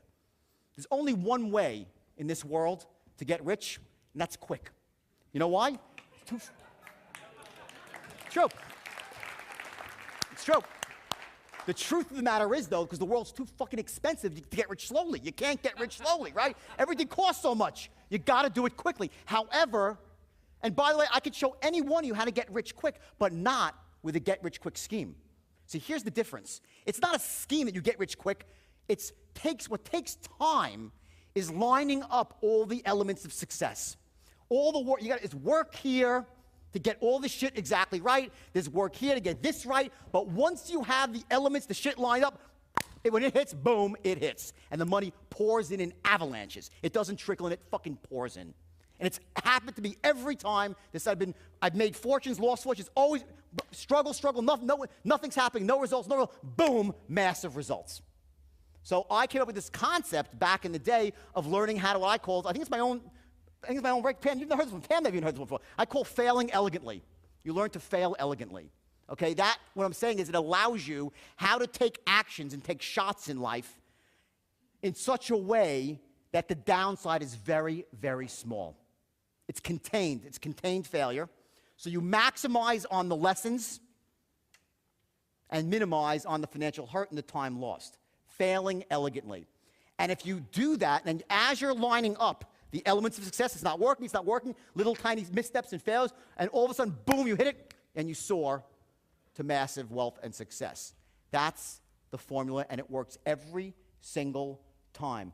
I will fight anyone in the verbal death match here to tell me that if you actually line up all the elements here, if you master this stuff and master that stuff, there's absolutely no way you will not be rich. Not tomorrow, maybe. It still might take some time till that lightning strikes, but once it does, boom, then you send it in. And that's when you work double hard with double the intensity, and when that window opens, it never stays open forever. It doesn't. The window opens and it shuts. I'm at a point in my life right now when my window's open, wider than it's ever been. But I had a year before, so I was struggling, and I was thinking, before I hit it really doing what I'm doing now, I had all these missteps. Still making money, but not getting the result I wanted. So I just kept changing my approach, and I will tell you, my partner, my future wife, and she'll know that I wasn't always able, just so you know, I was not able to always do this. A lot of time I was angry, pissed off, and negative. I'm not a robot. I am, and nor are you, and you will not be able to avoid this. What I'm trying to say is this, is that while we can't avoid feeling our feelings with human beings, at least to understand what's really going on inside, that as soon as the initial shock waves off, you can pop yourself back into a resourceful state and take action. I'm not saying to become a fucking robot. We can't do that. But the idea is to become aware of what really it is that screws you up from taking the right resourceful actions again and again and again and stop it. So you feel crappy for a while, but it's contained and you move forward.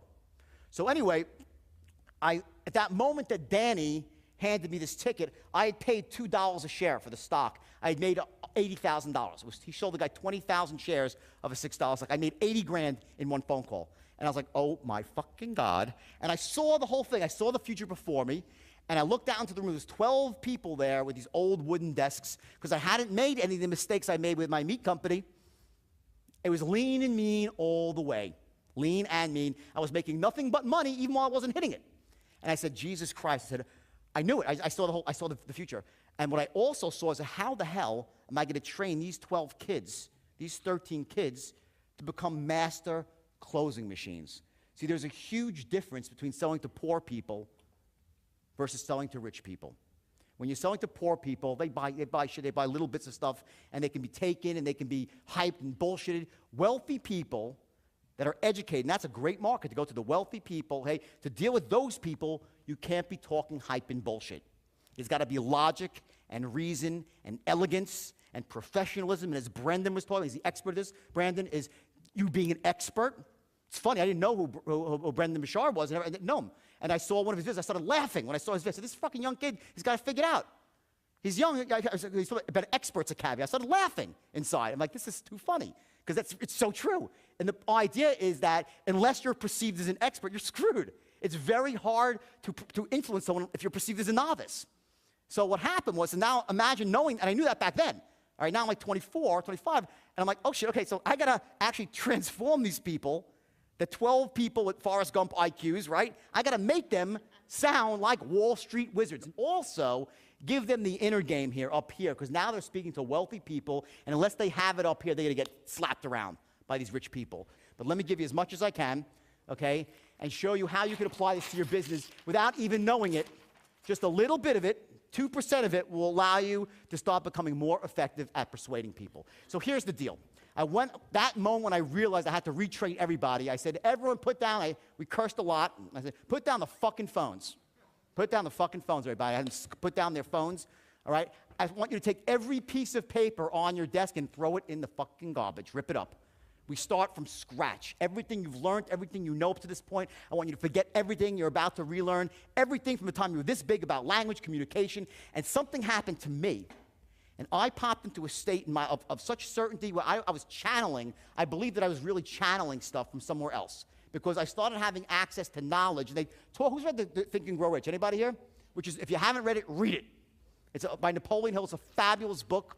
It's one of the first, I think it's the first book I read on wealth and success. Changed my life in many, many ways. Okay, an amazing book. And they talk about this, the universal force, and it sounds kind of kooky, come on, it's all bullshit, right? But something happens in some moments in your life, and whatever it is, you're able to access sort of this higher intelligence within yourself and channel. And words started coming out of my own mouth, and I didn't even know what was going on.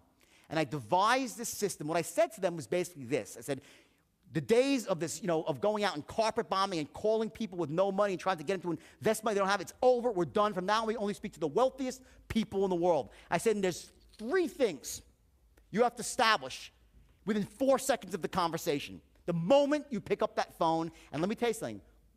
Who here would like to learn to attract more affiliates in their life? Raise your hand. Okay? Who would like to have better relationships with their credit card processors?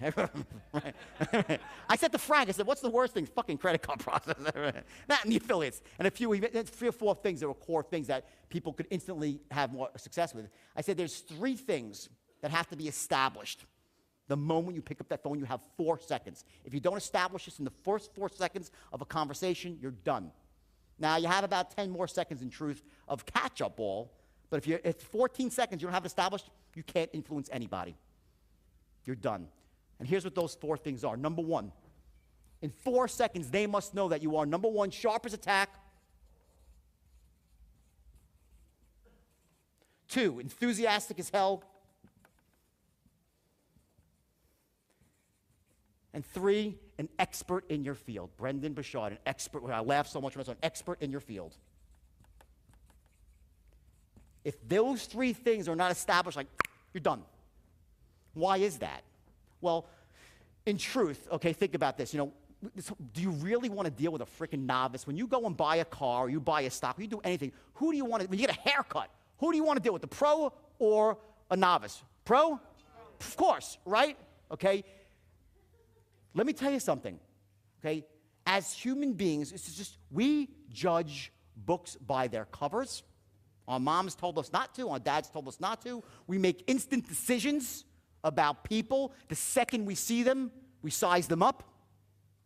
And because nowadays, most of communication occurs on the phone, over our cell phones, you're not even seeing them. So how is that person sizing you up if they can't see you? Tone of bingo, your tonality.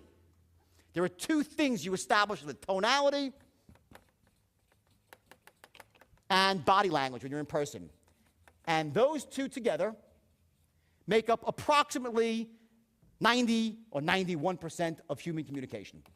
And you've probably heard that or read that somewhere else. It's a fact, it's true. 91% is body language, tonality. 9% is what? The words.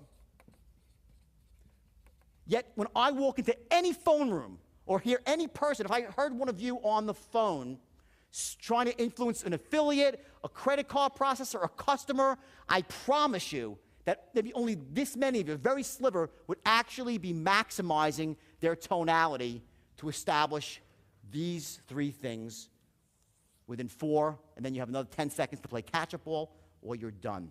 You're not doing it. And it's so easy to do. Overall, there are 29 tonal patterns. You're like, fuck, 29, that's too much to learn. You're already using them. You just don't know it. And because you don't know what they are and what they can do emotionally to the person you're speaking to, you don't trigger them at the right time.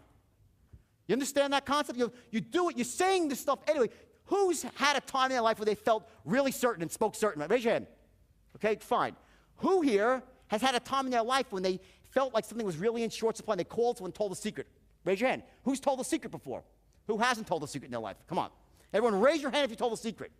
When you tell a secret, what do? You whisper, okay? Let me tell you something, okay? Whispering on a phone call, influencing, is so powerful when you whisper at the right moment, when you lower your voice, when you raise your voice, when you lower your voice. Speeding up, slowing down. Taking a declarative statement and turning it into a question. When you speak to someone, especially in your industry, don't kid yourselves.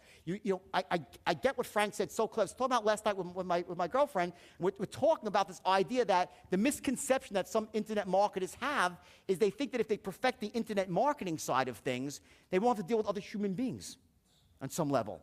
It's just bullshit. You still got to communicate with people. Okay? You must become the most effective communicator you can be, and that means mastering the art of tonality.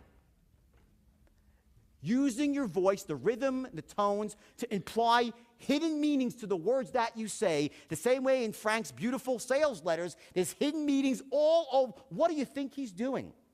What do you think happens when something's italicized in writing and you stress it? Or there's a question mark where it shouldn't be in a sales letter, and something is boldened, and something is in light type. It's tonality on paper. I'm an author, and I found it very difficult to become an author. Writing did not come easy to me. It took me a long time to really become a competent writer because I didn't realize the power of tonality through grammar and line. It's a different art. But once you master the art of tonality, influencing becomes really, really easy because the words, the language patterns, are there. I'll hand them to you on a silver platter. The language patterns to influence are there.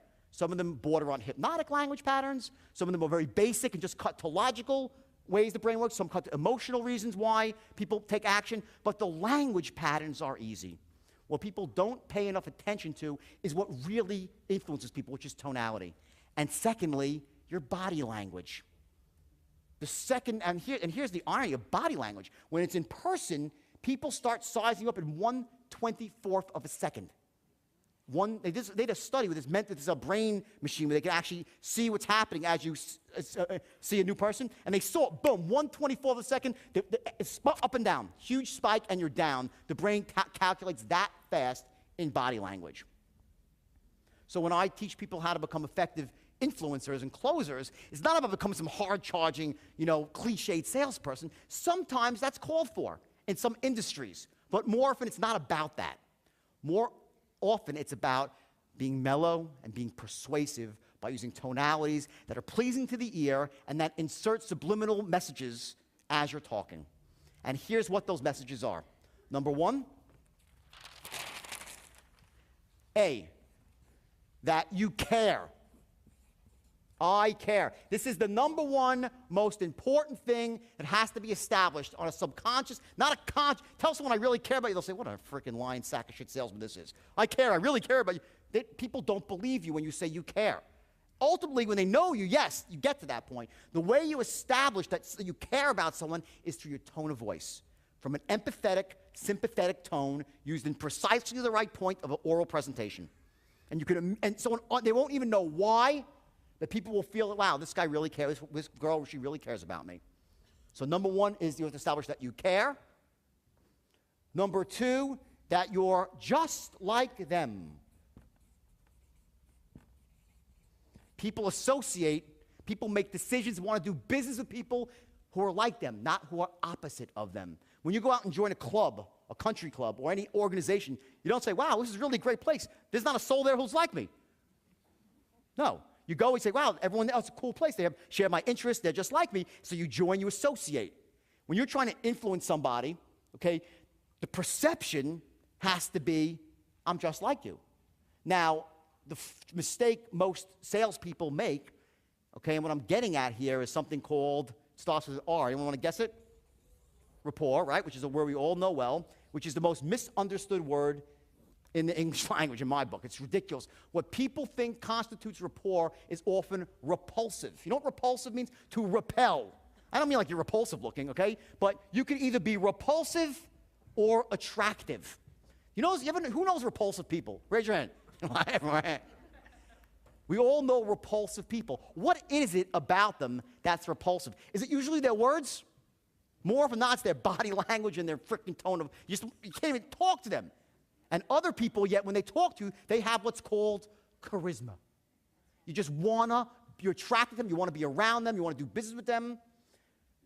Some people say, well, you know, Jordan, and here's a reason. People with, I don't have charisma, it's not who I, shut up. Get some fucking charisma. You can learn. That's bullshit. That's the bullshit story. Anybody can learn to have charisma because it's a bit of a body language and tonality. That's it. And not saying stupid shit, okay? But mostly it's about body language. Don't tell me you don't have charisma. I'll teach you to have charisma. It's not some magic freaking bottle, okay? It takes a little time, but it's not. And with charisma, it's fucking simple, everybody. Tonality, body language, without saying stupid shit. So what I taught my brokers, okay, and I really didn't even know this. Is like now I have it broken down so mathematically because what happened many years later is when when the book came out and the movie was announced, I started getting offers to come speak all over the world. And I was like, shit, well, they was like, we want you to train our salesmen, train us to become closers all over, like Deutsche Bank, Goldman Sachs, Credit Suisse, our Royal Bank, and biggest brokerage firms in the world, then companies like Symantec, I mean, huge companies. I'm like, fuck, well, they want me to, we need 3 hours for you to teach. I'm like, 3 hours? I had these guys captive for years. See, what happened was, so I started teaching these guys the straight line system. And I'll show you visually what the straight line is. I called it the straight line because out of sheer frustration, like every morning I give a meeting for about an hour, and every afternoon I give another meeting for about an hour and a half. Every day for 5 years. As the firm started with 12 people and grew to thousands. And imagine a room about twice the size of this, packed from front to back with desks, okay, people banging away on the phone, pacing around. It was absolutely insane. You walk in, you're like, holy shit, is this an alternative universe? That's what happened ultimately. But in the beginning, it was 12 guys, okay, and trying to explain to them, like, I was like, don't you fucking, I was killing me inside. Like, they weren't getting it. I said, every sale is the fucking same. They're like, what? Like, every sale is the same. Every encounter, every negotiation, every sale's the same. I'm like, watch, it's a fucking straight line. Here's your open here. And I was like, that's how frustrating. I was like, here's the open, here's the close, right? Now, this is going to be every sale. They'll try to go off the line, right? They'll here and here, below and above, right? These are the boundaries. You will not allow the encounter to go outside the boundaries. And that is called what? Controlling the sale. At the essence of effective communication, at the essence of influence in your business right now, once you learn to control the linguistic encounter, you will be shocked at what will happen. So I taught them, number one, to control the sale. Here's the perfect sale where they agree with everything you say. From the first word you utter, they're on board with you. They're saying yes to every question you ask. Perfect sale. How often does that happen? Not too often, right? So what happens is the customer has a tendency, the prospect, to go off the line. They want to go off the line. You want to keep them on the line. What you have here, between here and here, is your healthy boundaries of where the sale can go. As long as the sale stays within these boundaries, you're in control. If it goes outside the boundaries, you're out of control. In the boundaries, there's two things that you're doing.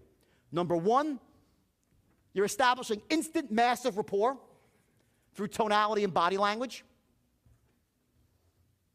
And number two, using that rapport to gather intelligence, to find out what the prospect truly needs, what his true desires are. Because here's the deal. Remember I said those three things, what are they? Sharp as attack, or sharp as attack, enthusiastic, and what else? Expert. Expert, you feel. Those three things, right? But why? What is the higher purpose of this? What it really means is this. What this all rolls up to, one thing is that you are a person worth listening to. And taking it one step higher than that, because you're someone who could help them achieve their goals. You could help them get what they want. That's why these three things are so important, because they chunk up to a higher purpose, which is that you're a guy that can help them, or a girl who can help them get what they want in life. If they don't think you can help them, they're not going to want to talk to you. So imagine this. Here you are in the early portions of any, not just a sale, whatever encounter it might be, whatever you're trying to influence, right? And if you let the sale go out of control, what are they saying to themselves? He ain't a fucking expert. They know. They know. If they start to control the encounter, they know that you're a novice. The idea is to be able to allow them to speak, because you want to find out exactly what they want, what their goals are, but you need to contain that within these boundaries. And as long as you're within these boundaries, you're in control. If you cross over, you go to fucking Pluto. I'll give you an example. People think that rapport is like if the guy starts talking about hunting in the countryside, you'll spend an hour talking about fucking hunting, right? I've heard some phone calls when the guy goes, oh yeah, well, they're talking about a trading system, right? This internet-based trading system, right? And back and forth it goes, and the guy's qualifying the guy to see if he has money or whatnot. He goes, so how long are you thinking about becoming a trader for?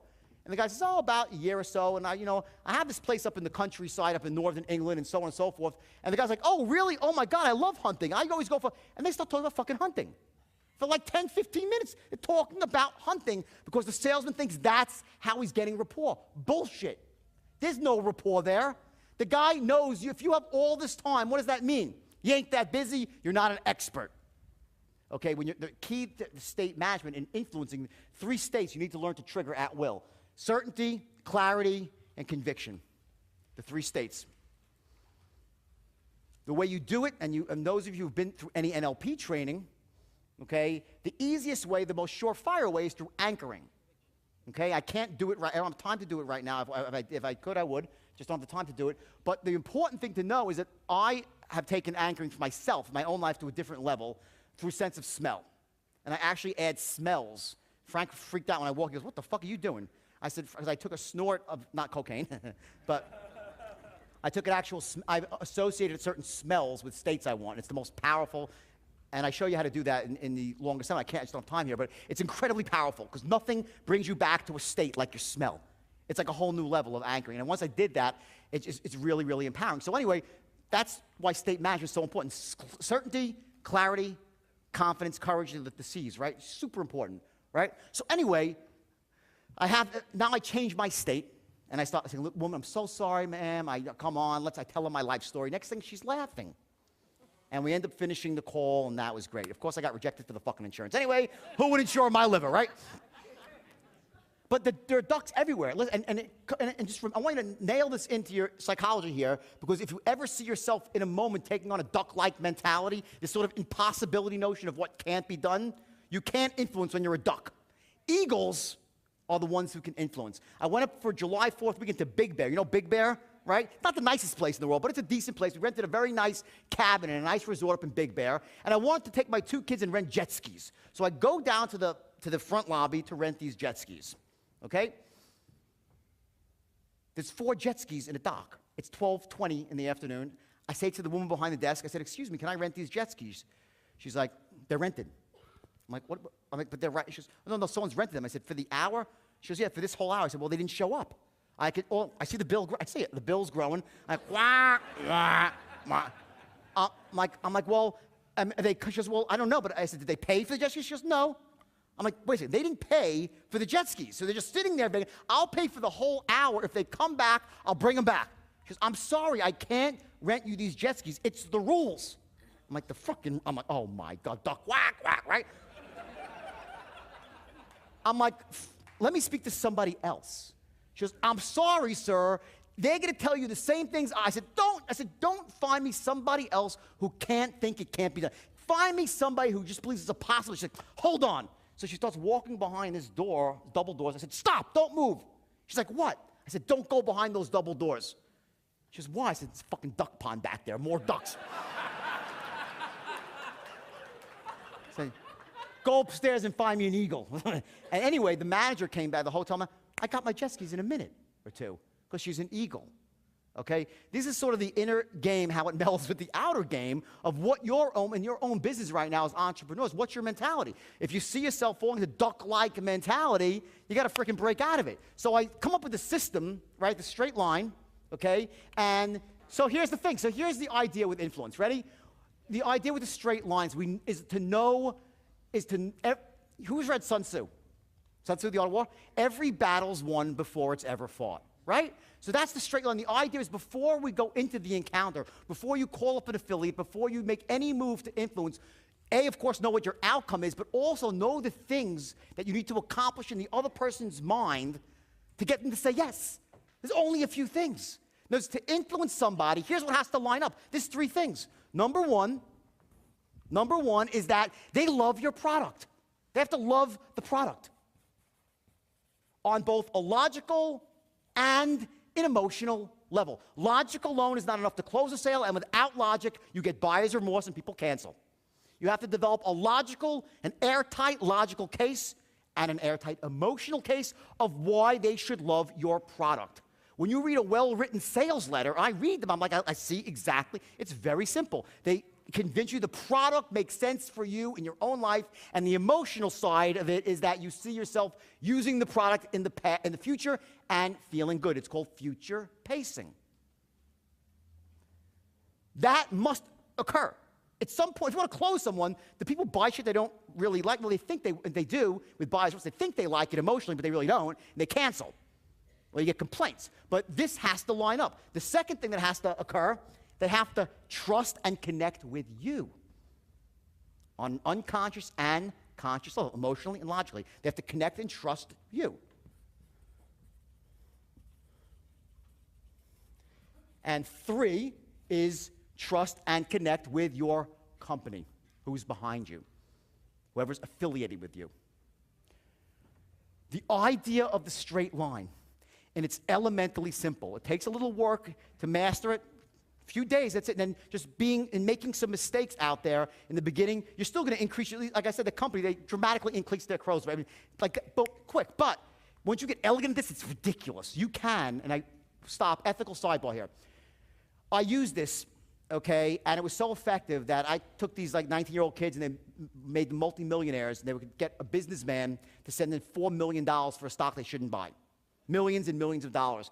Because with the system, when you fully understand the system and can use it, you can get people to buy things they shouldn't buy, to do things they shouldn't do, to take actions they shouldn't take. And I caution you now that I'll give you everything, the keys to the kingdom. But please, for your own sake, is only use this system to influence people that should be influenced. The idea is to have ethics and integrity in what you do, to help people to take actions they should be taking, to overcome obstacles that stop them from taking action, that stop them from making good decisions, using the straight line to help people break down the barriers that stop them from taking good decisions. There are so many people, my mom said to me, don't trust the fill a brush salesman. There's people walking around with a lot worse than that in this world, and they have these limiting beliefs about buying, and because they're there, they don't take action. They live in a fucking box and have nothing in life. They live in poverty, they live in negativity, they live in averageism.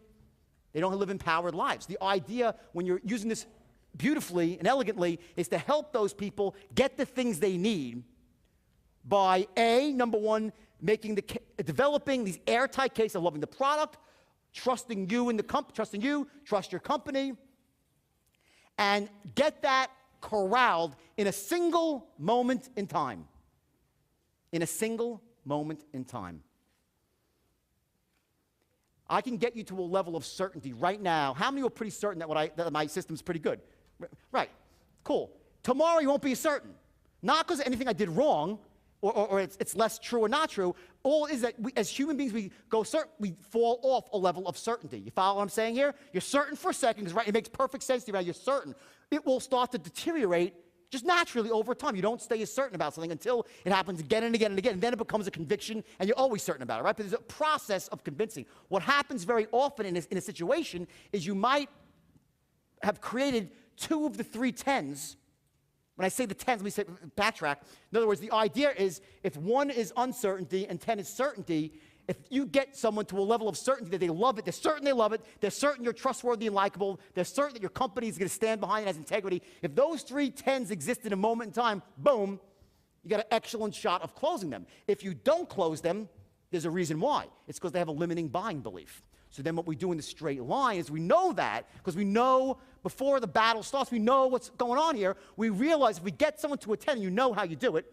You'll know when you have them there, because you can hear in their language tones, right? So if you get someone to the 3 10s and they're still not buying, you know it's a buying belief that's holding them back. Or they don't have the money. Get it? Now, the idea with the money, I want to go off topic here, but the idea is to qualify that out earlier on. I'm just giving you the short story here. So they would be out of the system before. In the straight line, you don't pitch people, you don't speak with people who are unqualified, right? So anyway, you get someone to 3 10s and they don't buy, you know, or they don't go for, let's say you're trying to get a deal with an affiliate, right? You're trying to set up an affiliate for your what's your name? Walter. Walter's trying to up an affiliate, right? And he's pitched his heart out to the guy. The guy loves what Walter has to sell. He thinks Walter's going to be a big star in the industry. He knows that in the past, whatever company Walter represents, it's integrity. Everything sounds great, and the guy's still not buying. There's something holding the guy back, and it's typically a buying belief about doing business with someone he doesn't know and not trusting them, having a worse downside than upside. There's something, a belief holding them back. So what we do is once we establish the 3 10s, we then go through a process called looping, and we use very simple language patterns that any 6-year-old, this is so easy, people. It's really easy. You use and it had to be easy because my people were not like super salespeople. You use basic language patterns to loop around to crack people's limiting buying beliefs in the moment, realizing that certainty wanes after a minute or two, and bring them back up to a level of certainty again. When I say loop, you have to loop and go back to develop the 3 10s once more, and then boom, people start to buy. That's the short story here of how you can influence anybody who is closable, to want to be your partner, to want to be in business with you. To start off, number 1, remember, what's the first thing I said? People don't invest their time and money with you, want to be partners with you because you have a goal. What do you need?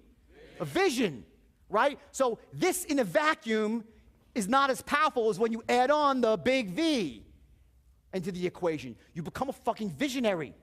And don't tell me, oh, I'm not fuck you are. You're all visionaries. That's what? A reason, right? If you say, I'm not a visionary, that's a load of crap. Every one of you is capable of being a visionary. It's not some little thing that's reserved for the select few. Every one of you is capable of being a visionary. You have to ignite it in yourself. And what happens with a straight line, and I'll tell you what happened with my firm now, is once I taught this to these kids, okay, it ignited a force in them, because when you have this ability, it's almost like it wakes up something inside you, because what changes is not only your ability to influence other people, but to influence who? Yourself. You start feeling completely different about yourself. And these kids went out there and they raised their standards. I would give meetings every single day. And I cracked their limiting beliefs. They would come in, their parents never told them to be rich, right? They thought they'd be working in 7-Eleven, these kids. I would say, the moment you walk through this door and you sit down behind this desk and you say the words I teach you, everything in the past falls off. You become as powerful as the most powerful CEO in America. If you pick up that phone, it's a weapon, you're a terrorist. And then I said, I went wild, okay? And I said some stuff I shouldn't have said. But the point is that the point is I'm a little bit older and wiser now, okay? But what I did is the first thing I did is I cracked their limiting beliefs. And these kids went out there and achieved things, and I inserted what was called a motivation strategy, which I do now more elegantly, and I know it. I didn't unconsciously. I showed them how to motivate themselves using anchors like pain and pleasure, and we've all heard of that before, but I took it to a much higher level. I did it at a much higher level, and boom, it worked. Ultimately, the mistake I made was very simple, and I'll tell you what it was. The system was incredibly effective to the point where it's still, today, it's still used all over Wall Street. Every big firm uses a straight line. If you look at my wall on Facebook, everyone's a straight line, this, the whole thing. I didn't even want to teach it. When I first started going, I taught everything but the straight line because I thought, oh, people they'll commit bad things with it. It's like, it was my own limiting belief. The system's beautiful and elegant. The problem is that I, myself, at the age of 26, became greedy. And that's it. At the heart of my problems, I would like to say it was drugs that made me do things that I went to jail for 22 months because I manipulated some stocks. And I deserve to go to jail for that because I took this unbelievable, beautiful system that it works in any business, and I bastardized it by allowing them to use it to convince people to do shit they shouldn't do. My average income was 50, 60 million a year in my 20s. I could have made 30 million legitimately. 95% of what I did was strictly legit. It was the 5% that took me off the reservation, and I paid the ultimate price for it. The idea is that greed is not good, but the belief that Gordon Gekko inserted in me, my ass, when I saw he's on stage, greed is good. Remember the movie, right? Greed is good. I was like, fuck, greed is good. I thought that was true. It's not. It's ambition that's good. Greed doesn't cut through and clarify anything. Ambition cuts through. Ambition clarifies. To have a vision for a better future, not just for you, for your family, for the people you love. That's what I was missing. So I took the system that I just made as much as I could, as quick as I could, and I paid the price. Ultimately, I'm fortunate. I wrote a book. I got lucky. I wrote this book, and it got picked up all over the world. And DiCaprio's, oh, great, great, great, great, great. My point is this, okay, is that if you can look at my life in any way, I want you to be able to pick up the great stuff from it, and this stuff which is amazing, but learn from the bad too. Is that when you develop this power, and you really, and you can do this stuff and really use it, only use it to help people get the things they need and to make decisions they should be making. Don't go off the reservation. So real quick here, everyone get a lot of value out of this today? Everyone like it?